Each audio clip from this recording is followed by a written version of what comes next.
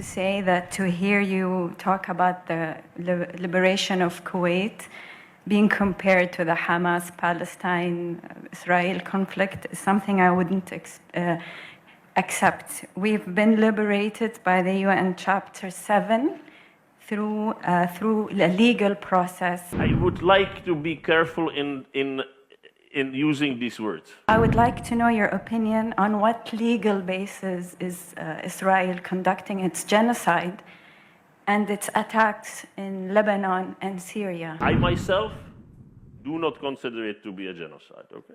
And I understand that the views can be different. I have to say that to hear you talk about the liberation of Kuwait being compared to the Hamas-Palestine-Israel conflict is something I wouldn't accept. We've been liberated by the UN Chapter 7 through a legal process and an international consensus.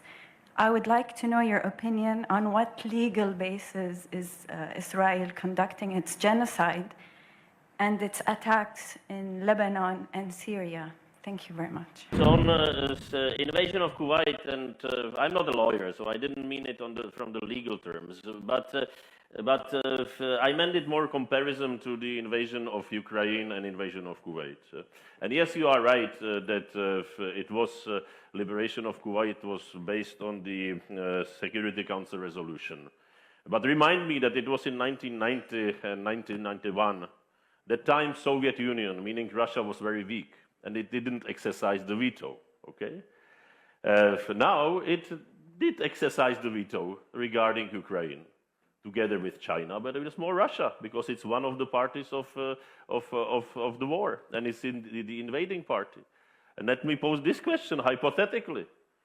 If you would be invaded, as Kuwait is, by Iraq today, and it would be vetoed, I guess, by Russia, any response, would you still want to be liberated? I guess so. But the comparison was not legal with the others. The comparison was this. It was an invasion of a neighboring country, and I think that the invasion of the neighboring country is wrong, and we have to stand against it, and we have to support those who are being invaded.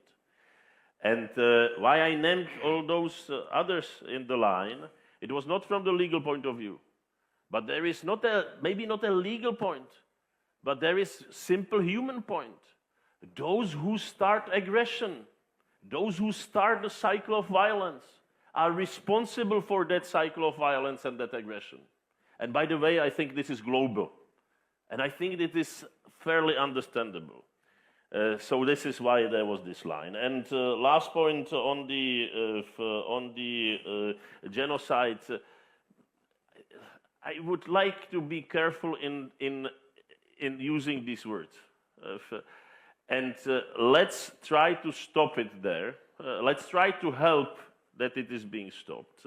That the views can be different. But I think if we compare it to other places on the world, and if you compare it, the situation in Gaza, and how much in other places also the humanitarian aid doesn't go through, then we should strive for all humanitarian aid to get through, and we should measure the same by the same measures.